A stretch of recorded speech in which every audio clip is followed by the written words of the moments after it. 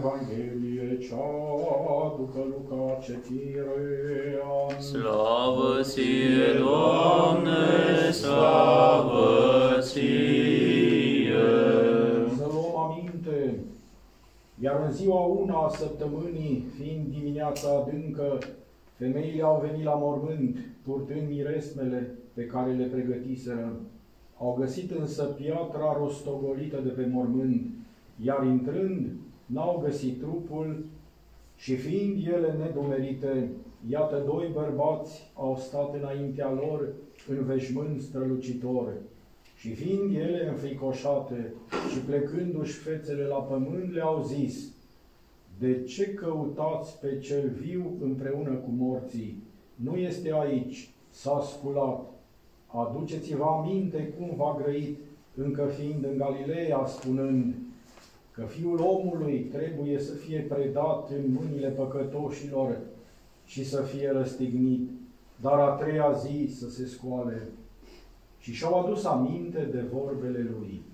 Și întorcându-se de la mormânt, au vestit toate acestea celor 11 și tuturor celorlalți. Iar ele erau Maria Magdalena, Ioana și Maria lui Iacob și celelalte împreună cu ele, și grăiau apostolilor acestea.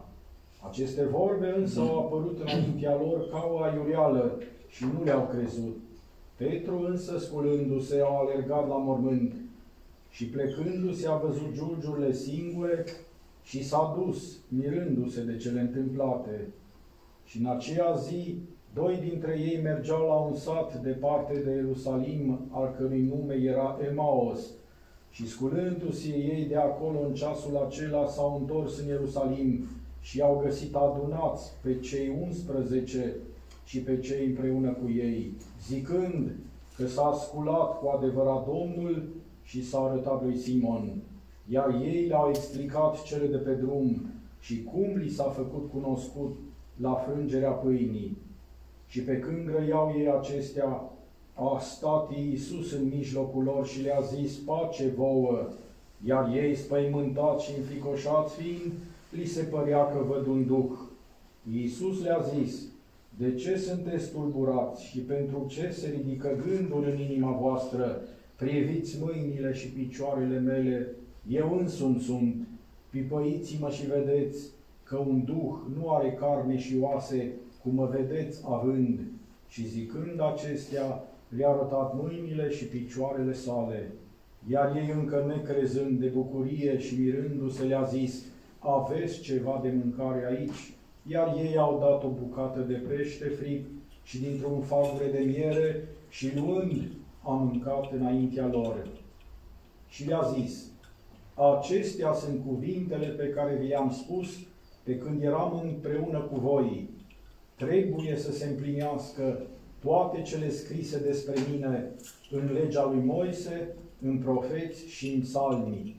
Atunci le-a deschis mintea să priceapă Scripturile și le-a zis: așa stă scris, Mesia să sufere și să fie sculat din morți a treia zi și în numele Său să se proclame întoarcere la Dumnezeu și lăsarea păcatelor la toate neamurile păgâne, începând de la Ierusalim.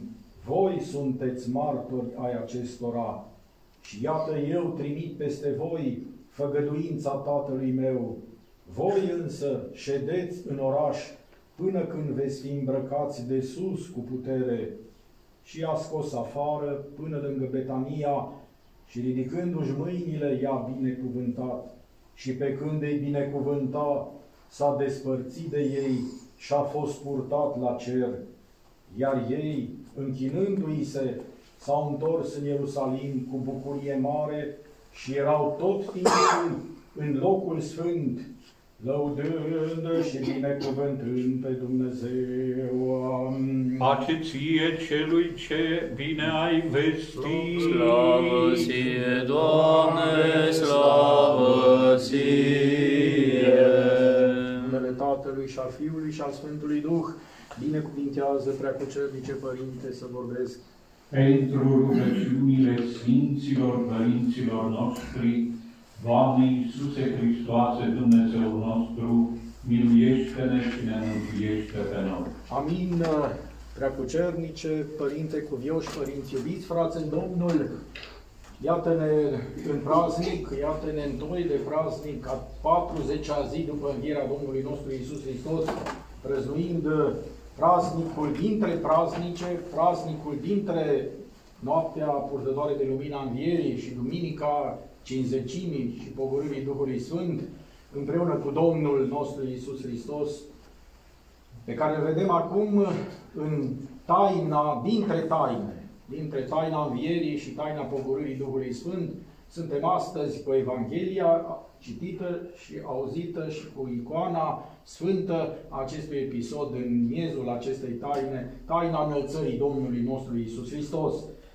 Iisus Hristos, care e de fapt o prelungire a învierii Domnului nostru Iisus Hristos. E sfârșitul și finalizarea învierii. Că de obicei, când ne gândim la înviere, ne gândim doar la noi. Asta e, că de obicei ne gândim numai la noi. Asta e de la Adam încoace, asta strică și otrăvește tot timpul viețile noastre. Că în toate ne gândim numai la noi. Nu. Eventual la câțiva din jurul nostru, dar noi suntem în centrul tuturor preocupărilor noastre. Și la înviere, tot la noi ne gândim. Nu. Sau eventual la cei care suntem acum din lume. Dumnezeu e altfel. Dumnezeu nu se gândește la El însuși. Dumnezeu se gândește la toată lumea. Dumnezeu se gândește la ceea ce de obicei noi nu ne gândim. Și iată, totuși, de aceea, toate tainele lui Hristos, că în Hristos vedem inima lui Dumnezeu arătată și pusă în mijlocul nostru și al întregii lumi, vedem că învierea Domnului nostru Iisus Hristos e o taină care nu e legată doar de pământ. Nu e legată doar de lumea aceasta pe care o cunoaștem noi. Sigur că e un loc, aici e un loc important și central, dar nu începe aici și nici nu se termină aici. Nu. De altfel, dacă am fost atenți și ar trebui să fim atenți, nu? Când venim la biserică încă o dată, nu ne gândim la noi. Dacă te gândești numai la tine, vii degeaba, poți să stai și acasă. Nu? Că gândește-te la tine cât poți. Nu? Dacă ești în Dumnezeu, dacă ești în biserică, te gândești la Dumnezeu, nu? Și gândul lui Dumnezeu trebuie să te copleșească și să te cucerească și să schimbe viața. Că altfel degeaba încă o dată, sau că stăm la biserică, să stăm acasă, e același lucru. Nu? E același lucru. Dacă nu se produce prin credință schimbarea inimilor. Inima noastră devine inima lui Hristos și inima lui Hristos e inima noastră, mintea noastră e mintea lui Dumnezeu, Duhul nostru devine Duhul lui Dumnezeu. Asta e taina credință, asta e taina care ne schimbă viețile și schimbă cele din urmă întreaga lume. Ce am vrut să spun? Mi-aduce aminte că icoana învierii, care sigur a fost pusă 40 de zile, nu în mijlocul bisericii, arătând, nu, învierea se prăznuiește timp de 40 sau 50 de zile, de fapt, în cele din urmă, că spun înălțarea ei doar sfârșitul, și ne arată țelul ultim, nu, al învierii și al mișcării de înviere a Domnului nostru Iisus Hristos. Învierea, cum ne arată icoana, începe din fundurile iadului, începe din lumea morților, nu începe cu noi, că n-am fost noi nici primii oameni și nu o să fim probabil nici ultimii, nu. Deci, începe din adâncurile morților. Iisus Hristos, prin cruce, coboară în puterea dragostei sale față de Dumnezeu și față de noi, toți oamenii. Și primii care sunt înviați sunt Adam și Eva, strămoșii noștri. De acolo, învierea începe din străfundurile iadului nou. Icoana învierii pe care o avem nu numai în aceste 40 de zile, dar într-un fel o avem în fiecare duminică. Icoana ortodoxă a învierii este cea a pogorârii lui Hristos la iad. Din iad, din locul cel mai de jos, începe învierea, mișcarea de înviere, de sculare a Domnului nostru Iisus Hristos. Nu. Și această mișcare, nu, încă o dată, spune și Sfântul Apostol Pavel, iar aceea, Efesenilor, iar aceea că s-a coborât, iar aceea că s-a suit, că s-a înălțat, ce altceva înseamnă la Dumnezeu decât că s-a coborât în cele mai de jos ale pământului. Și într-adevăr, mișcarea de înviere, de sculare a lui Iisus Hristos cel înviat începe din adâncurile iadului. Nu. Deci de acolo începe Iisus Hristos, acolo acolo în împărăția morților, care pare cea mai îndepărtată de Dumnezeu și pare că moartea era trăită, moartea, sigur, ca pedeapsă pentru păcat, e un semn al despărțirii omului de Dumnezeu. E acolo, Iisus Hristos învie, e biruitorul morții, e biruitorul iadului, nu? Și mișcarea de învierea lui Iisus Hristos, sigur, începe din iad și aflăm acum unde se termină. Iisus Hristos, sigur, după ce stă în mormânt, acele ore și pe care trebuie să le petreacă și mai le petrece mai cu seamă ca să ne încredințeze moartea lui adevărată, nu? Deci că, ca să învie cu adevărat, trebuie să moare cu adevărat. Că altfel, dacă nu moare cu adevărat, nu e înviere, ci e reanimare, e resuscitare. E ca la Lazar, nu? Care se întoarce din mormânt la aceeași viață trupească și va mai muri odată, Lazar, nu? Deci, învierea lui Hristos este altceva, nu? Am spus, învierea lui Iisus Hristos e o taină care cuprinde toate și începe, umple de lumină. Iadul urcă pe pământ și vrea să umple de lumina și de viața învierii, nu? Și lumea aceasta pe care o vedem și o cunoaștem cu toții, dar nu se oprește aici, nu? Pentru că lumea nu-i numai cum crede în noi, nu numai ceea ce vedem noi. Nu. Lumea nu numai văzută pentru cei care cred, și vom mărturisi cu toții peste câteva clipe, îmi crezi, nu? Crede într-unul Dumnezeu, nu? Făcătorul cerului și al pământului, a celor văzute și nevăzute, nu? Și cele nevăzute au fost înaintea noastră, nu? Deci mai există o lume, nu? Există lumea aceasta minunată a îngerilor, mai înainte de a fi lumea noastră, nu? O lume plină de slavă, o lume plină de armonie, nu? Vorbesc de că majoritatea îngerilor au rămas în jurul lui Dumnezeu. Da? Și nici îngerii n-au stat în jurul lui Dumnezeu cu toții. Și știm cu toții că ei n-au tras până la urmă cu încăderea lor și pe noi, nu? Au fost o parte a îngerilor, nu? Din cetele, cele 10 cete, sau 9 cete pe care le-au fost, sau universuri, sau sfere de îngeri, nu? Care există în cer. Ne vorbesc Sfinții Părinți despre ele care au căzut. Și a căzut îngerul cel mai aproape de Dumnezeu, purtătorul luminii, nu? Lucifer, nu? Care înseamnă purtător de lumină. Și lupându-se de Dumnezeu, din purtător de lumină s-a făcut purtător de întuneric, nu? Și acolo a fost o problemă și în lumea îngerilor. Dar în lumea îngerilor, în marea ei majoritate a rămas unită cu Dumnezeu, lăudându-L, slăvindu-L, nu? Și făcându-i voința, nu? Domnul nostru Iisus Hristos, prin învierea, aduce vestea cea bună a învierii, nu numai celor din iad, aduce vestea aceasta a bună a învierii, a vieții celei noi, câștigate de El însuși, nu? Prin jertfa și sângele Său de pe cruce, aduce această veste și îngerilor, nu? De aceea sunt acum 10 zile între momentul înălțării, sunt la 40 de zile după înviere și peste 10 zile suntem în pogorârea Duhului Sfânt, în taina pogorârii Duhului Sfânt. De ce trebuie 10 zile? 10 zile sunt semne, zilele aici sunt, pentru fiecare zi e un semn al celor 9 cete, ale celor 9 universuri de îngeri. În fiecare zi Iisus Hristos ca om cu trupul acesta răstignit, chinuit, înviat, urcă cerurilor, nu? Și străbate cele 9 ceruri ale îngerilor ca în a 10-a zi, nu? Să ajungă în Sfânta Sfintelor din cer, în fața tronului slavei lui Dumnezeu, nu? Și acolo, nu? Și acolo să-i spună Dumnezeu Tatăl, nu? Tu ești Fiul meu, iubitul meu, șezi de-a dreapta mea, șezi de-a dreapta pe tronul slavei lui Dumnezeu, nu? Că toți vrăjmașii au fost biruiți, nu? Și marele vrăjmaș este moartea, nu? Și este cel rău, nu? Deci asta e taina înălțării Domnului, una din nesfârșitele înțelesuri ale acestei frumoase și minunate sărbători este că Iisus Hristos devine, cum citim și spunem, și acartistul Domnului nostru Iisus Hristos, Iisuse mirarea îngerilor, nu? Numai mirarea oamenilor. Iisus a fost mirarea îngerilor, nu? Și a fost mirarea îngerilor, că de ce îngerii s-au mirat de două lucruri. Deci s-au mirat de cum un om care trebuie să stea pe pământ urcă. Și tot urcă omul acela care poartă pe el semnele dragostei noastre, adică semnele piroanelor și și sulițe din coastă, urcă peste ei, tot mai sus, peste îngeri, și un om, alea că nu e orice om, nu? Că acest om care e Fiul lui Dumnezeu, în același timp, e Fiul omului, dar e Fiul lui Dumnezeu, Fiul Fecioare, care este Fiul lui Dumnezeu din veci, urcă deasupra îngerilor, nu. Un om este acum deasupra îngerilor pe tronul slavei lui Dumnezeu, arătând că acolo e locul nostru, în dragostea și în iubirea dintre Tatăl și Fiul. Acolo e locul nostru al oamenilor. Acolo este Domnul nostru Iisus Hristos prin taina înălțării sale. Și acolo vrea să fim noi cu toții și să fim în această taină a dragostei, încă o dată, dintre Tatăl, care e puterea în Tatăl, Fiul și Duh, care e puterea cea mai mare. Și asta e puterea care îl învie pe Iisus Hristos, din morții Iisus Hristos.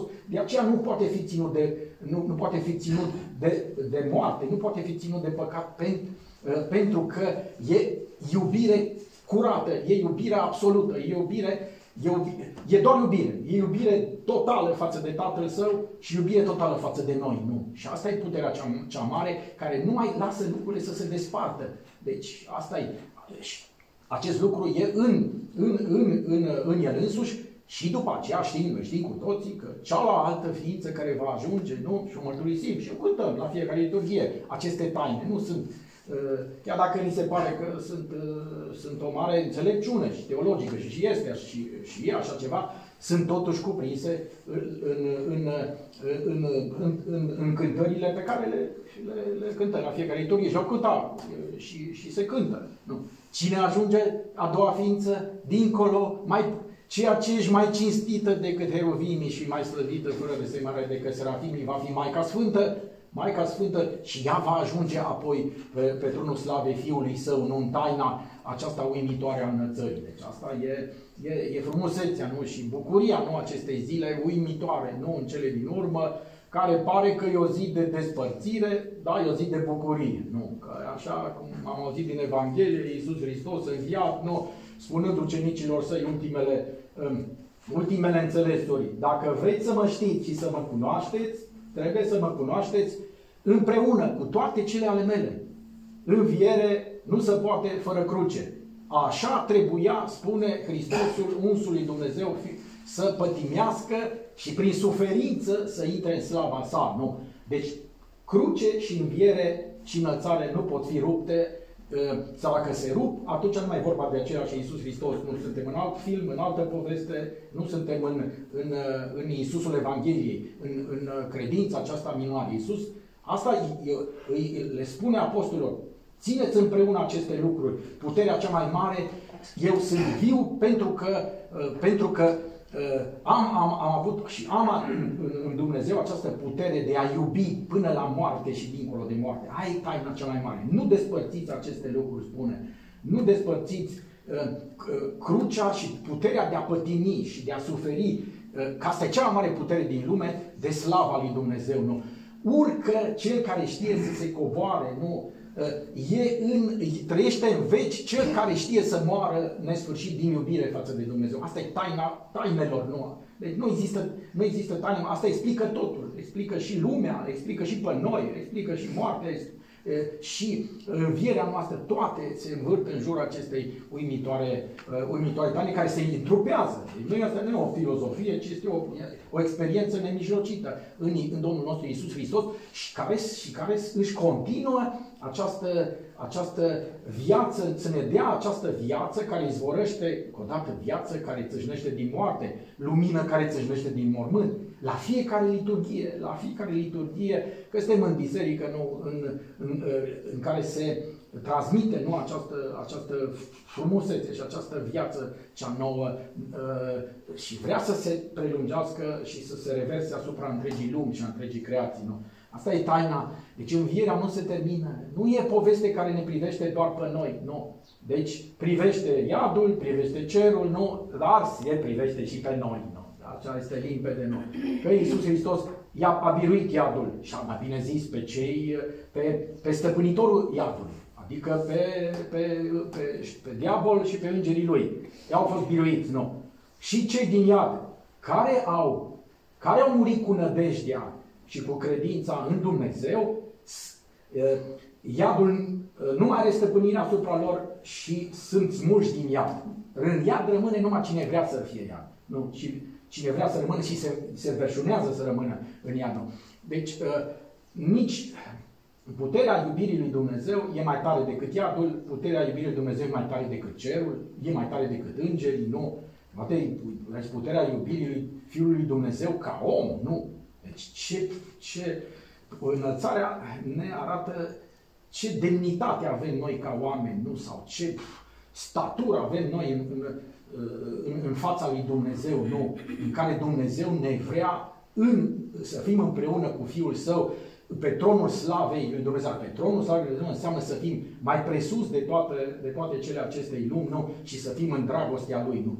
Ce statură! Unde trebuie care e locul, patria noastră este aceea, e tronul slavei lui Dumnezeu, care e tronul iubirii dintre Tatăl, împărăția lui Dumnezeu, nu? Este împărăția dragostei. E împărăția dragostei de Tatăl, Fiul și Duhul Sfânt, care trebuie să devină dragostea dintre noi și din care această dragoste să înnoiască întreaga lume. Da, lui Iisus i-a reușit. I-a reușit victoria asupra iadului. Lui Iisus i-a reușit, i-a arătat taina înălțării, i-a reușit copleșirea îngerilor. Nu. Deci îngerii se pleacă în fața lui Iisus, omul cel răstignit și înviat, nu, în fața căruia se miră. Nu-i reușește însă să ne cucerească pe noi oameni. Nu. De 2000 de ani, nu? De 2000 de ani vedem că se predică Evanghelia, cât se predică, nu? Sau există creștinism, există creștini, dar lumea nu se schimbă, nu. E mai greu să lucrezi cu oamenii. Deci, diavolul poate fi înfrânt, nu. Îngerii se pleacă înaintea lui Dumnezeu, dar oamenii nu. Deci oamenii sunt în alte părți, deci nu sunt acolo unde Hristos îi cheamă și unde ar fi, cum să spunem, e de datoria noastră. Nici măcar creștinii nu sunt. Ce se mai spune de ceilalți? Nu, de vorbesc. Deci cumva, pentru că Iisus, nu? Și ăsta e înțelesul, de fapt, înțelesul de adâncime, înțelesul acesta al înălțării, care este o umplere a întregii lumi de puterea învierii lui Iisus Hristos, iad și cer și iad, dar Iisus este înălțat ca să fie pus pe tron. Ca să fie pus pe tron. De ziua înălțării este ziua întronizării Fiului lui Dumnezeu. E șederea Fiului lui Dumnezeu, ăla pe care noi l-am răstignit, ăla pe care noi l-am chinuit și l-am bajocorit și îl umilim și îl încălcăm în picioare și astăzi și mai ales creștinii fac lucrul ăsta, că să știm că fiecare păcat al nostru e o alt piron și altă suliță înfită în inima, piron înfipt în mâinile și în picioarele lui Iisus și lance înfită în inima lui, nu?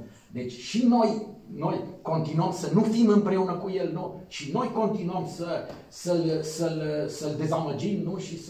Și să nu fim împreună cu El, nu? Acolo unde El ne deschide această cale atât de uimitoare, nu? Și minunată, nu? Dar încă o dată, Iisus Hristos este pe tron. Deci pe tron, asta înseamnă că El este împărat, nu? El este împărat și dacă este împărat, e și judecătorul întregii lumi, nu? Deci este împărat. Și în biserică suntem tot timpul când intrăm în biserică, altarul nu e o masă. Nu e o masă. Altarul, să mai bine zis, altarul devine și masă atunci când se pun pe el Sfântul Dis, Sfântul Potir și darurile aduse de credincios se prefac în trupul și sângele lui. Dar atunci când nu sunt darurile, nu sunt Sfintele daruri pe Sfânta Masă, ea nu e Sfântă Masă. Ea aduce aminte sigur de mormântul Domnului Iisus Hristos, dar Sfântul Altar este tronul slavei lui Dumnezeu. Deci Iisus este întronizat în biserică, nu? De ce biserică?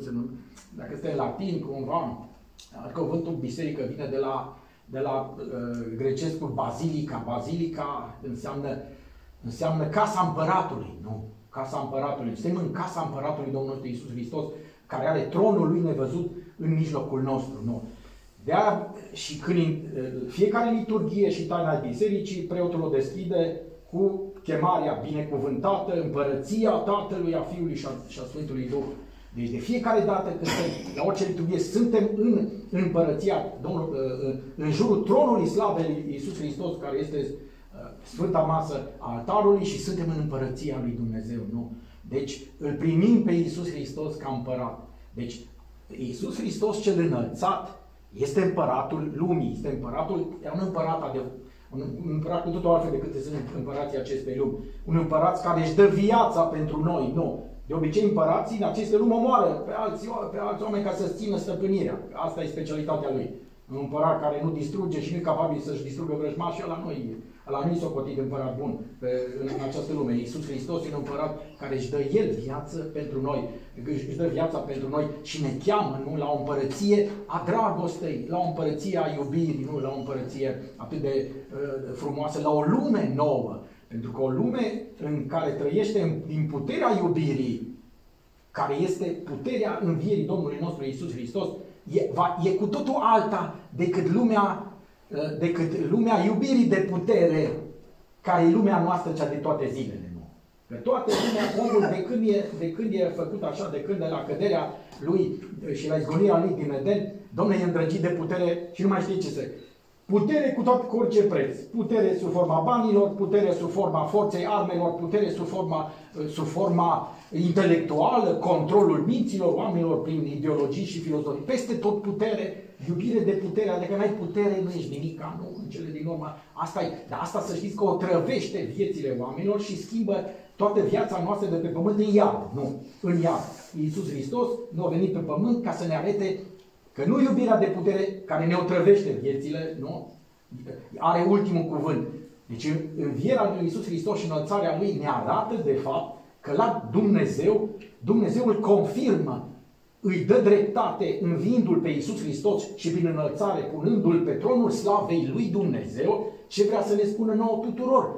Uitați-vă la Iisus ăla care moare din dragoste pentru voi, pe care voi l-ați omorât. Nu.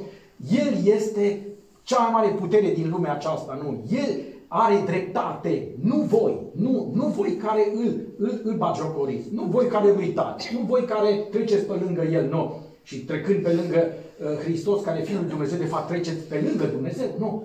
El are dreptate. Deci învierea și înălțarea ne spun nouă tuturor că Dumnezeu îi dă dreptate, nu lui Caiafa, nu lui Pilat, nu tuturor celor care îl urăsc și îl răstignesc, și îl vor răstigni cât va fi, când va lumea și istoria, când orice creștin care moare pentru, și astăzi să moare, nu adevărat, nu la noi, nu, să moare în Orientul apropiat, și astăzi sunt aproape în fiecare săptămână, sunt creștini decapitați, răstigniți, și creștine, încă o dată, și femei, nu, își dau viața pentru Domnul nostru Iisus, dar nu la noi, că la noi credința se duce pe apa sâmbete, dar dacă nu, dar în alte lumi credința e vie, și credința vie să vede că acei oameni sunt capabili să moară pentru Domnul nostru Iisus Hristos și să moare. Nu este religie mai însângerată și mai persecutată decât este creștinismul. Deci, dar frumusețea este că se găsesc în Egipt, că se găsesc în Irak, că se găsesc în Timor, că se găsesc în Indonezia, sau unde o fi, oameni capabili, creștini capabili să moară pentru Domnul nostru Iisus Hristos. Dar să știm că cine ucide un creștin, îl răstignește din nou pe Domnul nostru Iisus Hristos. Nu, asta e putere. Dar Iisus vrea să ne spună, merită orice preț, nu, merită orice preț. Viața fără Iisus Hristos, sau chiar și cu prețul morții, e mai mare decât orice viață fără El, nu, și de orice câștig fără El, nu. Deci, asta este frumusețe. El este împărat, sigur, încă o dată, o împărăție a iubirii, care e o împărăție, pare că e a slăbiciunii, că e a suferinței, că e a celor... Nu e așa, nu. Dumnezeu, prin înviere și prin înălțarea sa, ne spune Iisus Hristos ăla, din crucea lui Iisus Hristos și din mormântul lui izvorăsc lumina și viața cea nouă. Deci, această sărbătoare, într-un fel, nu, mi-aduce aminte că Iisus e întronizat prin înălțare, că de-aia se înalță, nu ca să facă turism printre lumi, nu, sau să se plimbe printre lumi, nu, că n-avea nevoie să facă lucrul acesta. Dumnezeu care creează toate e peste tot, în fiecare colț al lumii, nu. Deci, înălțându-l, confirmându-l pe Iisus Hristos, nu, în această călătorie atât de formidabilă, nu, care începe din fundul iadului, nu, și se termină pe tronul slavei lui Dumnezeu, care încă o dată nu e departe de noi. Nu? Deci că lumea văzută și nevăzută sunt două fețe ale aceleași realități. Deci nu înseamnă că este depărtări sau universul e făcut din etaje, cum am crede noi. Nu. Deci lumea, văzutul și nevăzutul sunt realități care se întrepătrund. Nu avem noi ochii să vedem, dar îngerii sunt peste tot în jurul nostru. Deci, dacă Sfinții îi văd, noi nu-i vedem că nu ne rugăm ca ei, nu, și nu trăim ca ei. Nu. Deci lumile văzutul și nevăzutul se împletesc, nu, și se încrucișează. Mai cu seamă la liturghie, nu? La liturghie. Peste câteva clipe vom cânta și noi că suntem ca eruvimii, nu? Că eruvimii și serafinii sunt aici împreună cu noi, nu? Și noi suntem împreună cu ei, nu? Suntem împreună în jurul cui? În jurul lui Iisus Hristos, ce răsnit, înviat și înălțat, nu? Care e aici prezent cu tronul lui, cu viața lui, în potirul lui, în cuvântul lui, din Evanghelia lui și din cuvântul lui și din potirul dragostei lui iasă viața cea nouă, care ne spune că iubirea este cea care are ultimul cuvânt și iubirea este cea care unește toate lumile, nu? Și face din iad și pământ și cer o singură lume a dragostei lui Dumnezeu, nu? Asta e frumusețea Evangheliei Domnului nostru. Asta e vestea cea bună. Evanghelie înseamnă veste bună. Ce veste mai bună decât asta putem avea chiar și în această zi atât de uimitoare? Iisus Hristos, nu, se înalță la tronul slavei lui Dumnezeu, dar se înalță acolo, nu? Sigur, ca să primească această întărire și această confirmare din partea Tatălui. Bine, fiul meu ești tu, eu astăzi te-am născut, șezi de-a dreapta mea, că toți vrăjmașii au fost puși deja sub picioarele tale. Nimic nu mai are putere asupra ta și nici asupra celor care cred împreună și în tine și în viața nouă pe care o aduci. Nu. Și Iisus Hristos e tronul slavei și de la tronul slavei cere Tatălui ca să se trimită peste noi puterea Duhului Sfânt și în puterea Duhului Sfânt să trăim, de fapt, viața Lui cea nouă, viața dragostei și să transformăm încă o dată, că scopul de aia ni se dau toate aceste lucruri, și Evanghelie, și trupul și sângele Domnului și viața ni se dă ca să transformăm această viață, adică lumea și timpul pe care îl avem, scurt, lung cât este, trebuie să-l transformăm în împărăție a dragostei, în împărăția dintre Tatăl. Că de-aia cântăm, ne spune preotul tot timpul, binecuvântată e împărăția Tatălui, a Fiului și a Duhului Sfânt. Blestemată împărăția care nu e făcută pe dragostea Tatălui, Fiului și Duhului Sfânt. Nu. Asta înseamnă, nu. Și noi trebuie să ne hotărâm de partea cui suntem, în care împărăție suntem. Nu. Trebuie să fim de partea acestei împărății atât de uimitoare și minunate. Nu. Mulțumim Domnului pentru că ne-a dat această șansă de a fi și în acest an în jurul luminii învierii Domnului nostru Iisus Hristos și a tainei înălțării sale. Să rugăm pe Dumnezeu să-i dea putere și nouă, să umple toată lumea de împărăția dragostei Lui în toate zilele vieții noastre. Amin.